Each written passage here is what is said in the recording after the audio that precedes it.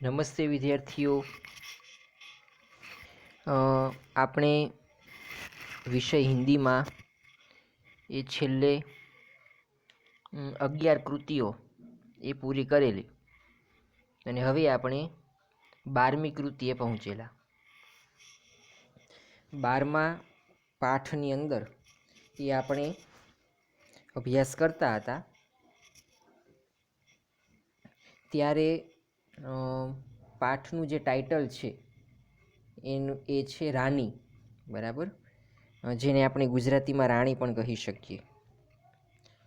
અને આ આપણી કૃતિના લેખક એ મહાદેવી વર્મા, બરાબર, એ છે. અને એનો જન્મ એ ઈસવીસન 1907માં અને એમનું મૃત્યુ એ અહીંયા જુઓ, થોડીક તારીખમાં મિસ્ટેક છે, 1583 નહીં પરંતુ ત્યાં 1983 આવશે, કારણ કે મૃત્યુ તો જન્મ પછી જ થાય. અને મહાદેવી વર્મા એ આપણી લેખિકા છે, અહીંયા લેખકનું એ નામ છે. તો અગાઉની તમામ કૃતિઓની જેમ આપણે પણ અહીંયા સૌપ્રથમ એ પરિચય જોવાનો છે આપણા લેખકનો, એટલે કે રચયિતાનો, અને ત્યારબાદ એ આખી કૃતિ એ શું કહેવા માગે છે એનો સારાંશ એ પેરેગ્રાફમાં આપણે જોવાનો છે. તો હવે આપણે આપણા લેખકના પરિચયની શરૂઆત કરીએ. हिंदी साहित्य में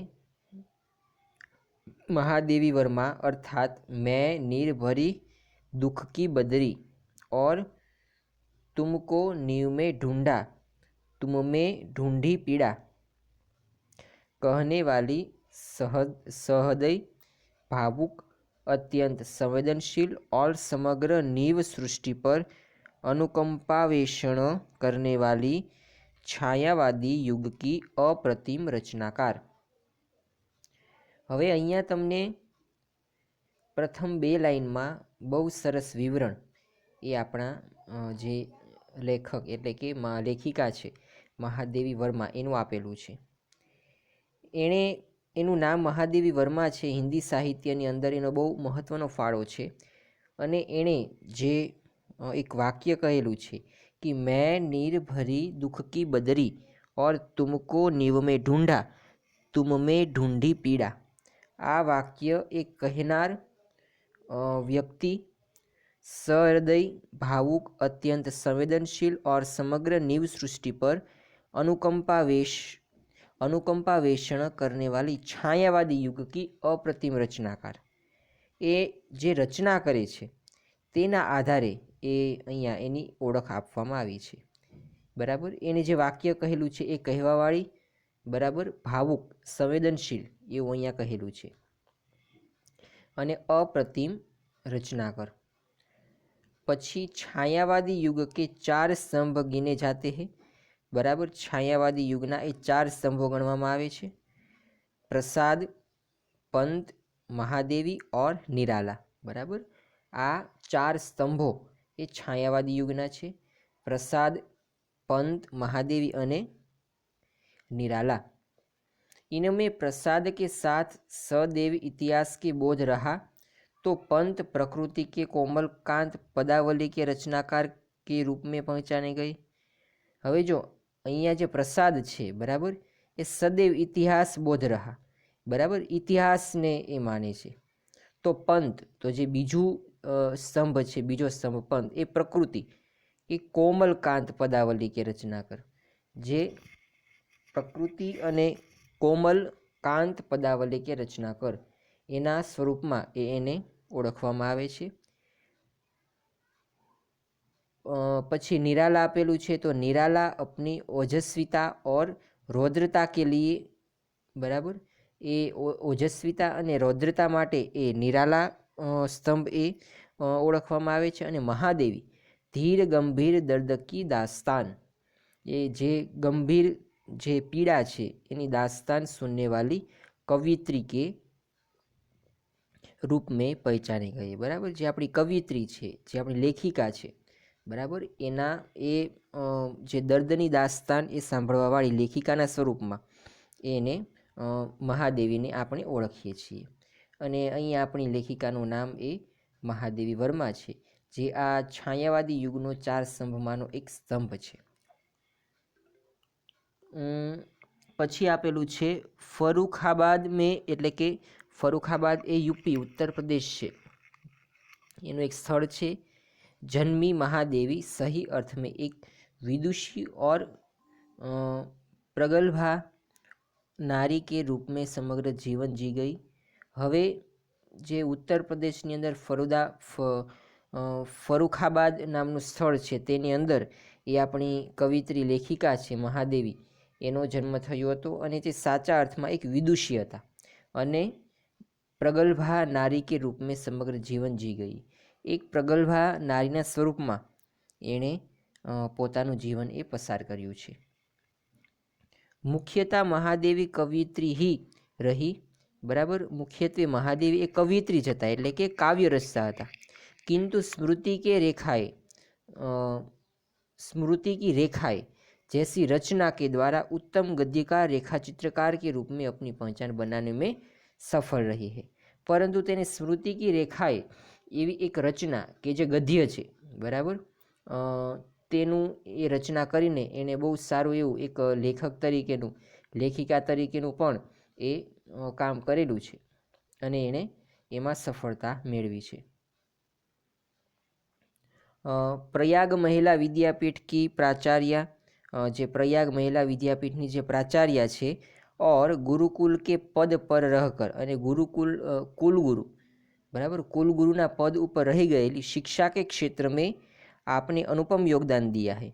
एटले के शिक्षण क्षेत्रनी अंदर तेनुं जे योगदान है अनुपम, एटले के खूब ज विस्तृत है. निहार, रश्मि, नीरजा, सांध्यगीत, दीप शिक्षा, अतीत के चलचित्र और स्मृति की रेखाएं आदि आपकी बहुत चर्चित एक लोकप्रिय रचना है. आ बधी एनी रचनाओं छे अने खूब ज लोकप्रिय है. तो आ तो अपनी जे कवित्री तो આપણે ન કહી શકીએ, પરંતુ લેખિકા છે, બરાબર, એનો એક સરસ મજાનો પરિચય. બરાબર, હવે આપણે જે આપણું પાઠ છે રાની, એના टाइटल ऊपर जाइए. यहाँ रानी नामक एक घोड़ी उनके 2 साथी निक्की और रोजी के साथ आई है. હવે અહીંયા રાની છે એ એક ઘોડીનું નામ છે અને એ એના બંને સાથી એટલે કે નિક્કી અને રોજી એની સાથે આવે છે. सम्मिलित है, जिसका बड़ा मार्मिक और भावुकता पूर्वक शैली में चित्र अंकित किया है. એટલે કે એનું બહુ માર્મિક અને જે ભાવપૂર્વકનું જે આખું ચિત્ર છે એને અહીંયા અંકિત કરવામાં આવેલું છે. ऐसा लगता है यह नेवला, यह कुत्ती और यह घोड़ी हमारे सामने ही है. બરાબર, આપણને એવું જ લાગે છે કે એની જે એ કૂતરાની પણ વાત કરી છે, એ ઘોડી એ એની સામે જ છે. पशु, पंछी और निर्दोष भोले ऐसे प्राणियों के प्रति महादेवी जी का स्नेह और प्रेम छलकता नजर आता है. હવે પશુ પંછી છે અને નિર્દોષ એવા ભોળા પ્રાણીઓ છે, એના પ્રત્યે એ મહાદેવીજી એટલે કે આપણા જે લેખિકા છે એનો સ્નેહ અને પ્રેમ છે, બરાબર, એ છલકાતો હોય તેવું નજર આવે છે. હવે આપણે આ ટૂંકો પરિચય એ આપણી કૃતિનો જોઈ લો. હવે આપણે શરૂઆત કરવી છે આપણા પાઠની. એક લાઈન જે રીતે આપણે અગાઉ જોયેલું એમ આપણે પાઠની એક પંક્તિઓ, એક લાઈન એ વાંચીને સમજવાની છે. रियासत होने के कारण इंदौर में शानदार घोड़ों और सवारों का आधिक्य था.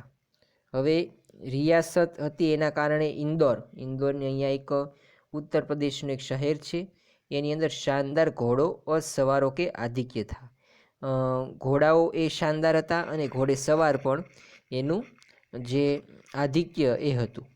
इसके अतिरिक्त એટલે કે આના ઉપરાંત हम अंग्रेजों के बच्चे को छोटे टट्टुओं या सफ़ेद गधों, બરાબર, પર ઘૂમતે દેખતે થે।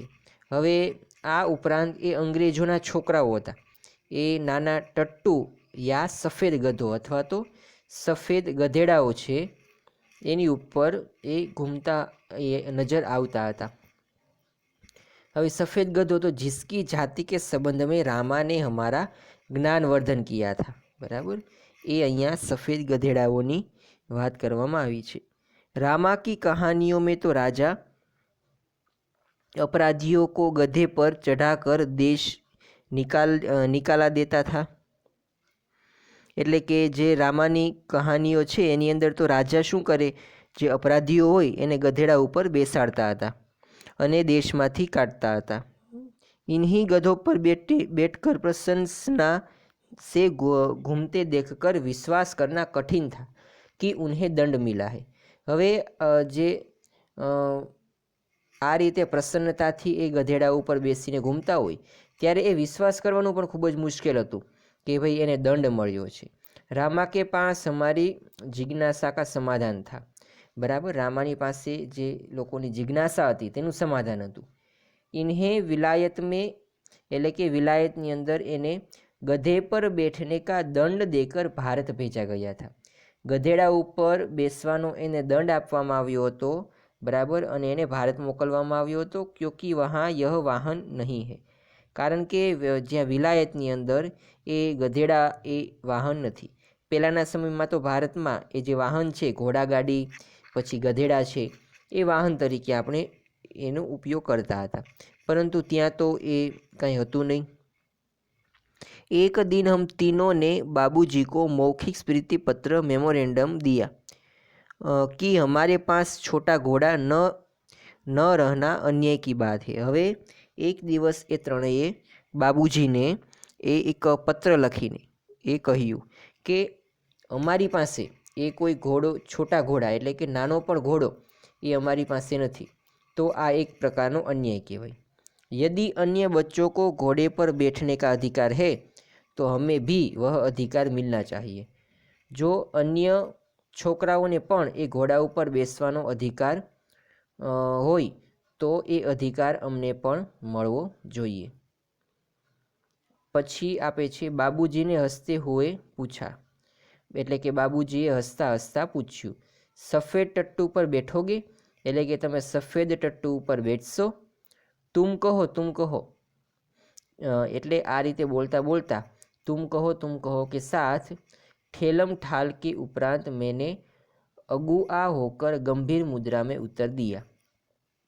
એટલે કે તું કહે એમ કરતાં કરતાં એણે એક ગંભીરતાથી એ જવાબ આપ્યો। સફેદ તટ્ટુ તો ગધા હોતા હૈ, એટલે કે સફેદ તટ્ટુ એ તો ગધેડો હોય છે। जिस पर बैठाकर सजा दी जाती है, જેના ઉપર બેસાડીને સજા આપવામાં આવે છે। પછીનો પેરેગ્રાફ, पता नहीं हमारे ज्ञान के वजस्त स्त्रोत रामा को बाबूजीने डांटा या नहीं, એટલે કે એ તો ખબર નહીં કે રામાએ બાબુજીને એ डांटा એટલે કે ખીજાણા કે નહીં, એવી તો કોઈ ખબર નથી। परंतु कुछ दिन बाद हमने देखा कि, પરંતુ થોડા સમય બાદ અમે જોયું કે छोटा सा चॉकलेटी रंग का टट्टू आंगन में पश्चिम वाले बरामदे में बांधा गया था। એટલે કે ચોકલેટી રંગનો એક ટટ્ટુ એ આંગણની અંદર એ પશ્ચિમવાળા બરામદીની અંદર એ બાંધવામાં આવ્યો હતો। બરામદા તો ઘોડે બાંધને કે લીએ બનાયા નહીં ગયા થા, એ ઘોડાઓ બાંધવા માટે તો બનાવવામાં આવ્યું ન હતું। अतः बाहर से टट्टू को लाने के लिए दीवार में एक नया दरवाज़ा लगाया गया। બહારથી એ ટટ્ટુને લાવવા માટે એક નવો દરવાજો બનાવવામાં આવ્યો। उसकी मालिश करने तथा खाने पीने घूमने आदि की उसकी देखरेख के लिए छुट्टन नाम का साइस रखा गया था। એટલે કે એક વ્યક્તિને પણ અહીંયા એની દેખભાલ કરવા માટે રાખવામાં આવ્યો હતો, એને માલિશ કરી દેવા માટે, એને ખાવા પીવાનું, ઘૂમવા ફરવાનું વગેરે માટે। તો હવે આજનો લેક્ચર એ આપણે અહીંયા સુધી રાખીએ છીએ। બરાબર, આની પછીના લેક્ચરમાં આપણે પાઠ આગળ ચલાવીશું। આજનું તમારું હોમવર્ક છે એ તમારે જે આપણા લેખિકા મહાદેવી વર્માનો પરિચય છે, એટલે કે પ્રથમ 2 પેરેગ્રાફ એ તમારે એક વખત હોમવર્કમાં લખીને મોકલાવવાના છે. બરાબર? તો આજનો લેક્ચર અહીંયા અટકાવીએ છીએ. હોમવર્કમાં એ તમારે કાવ્ય જે આપણું કૃતિ નંબર 12 છે રાની, એના જે પ્રથમ 2 પેરેગ્રાફ એ એક વખત હોમવર્કમાં લખીને મોકલાવવાના છે.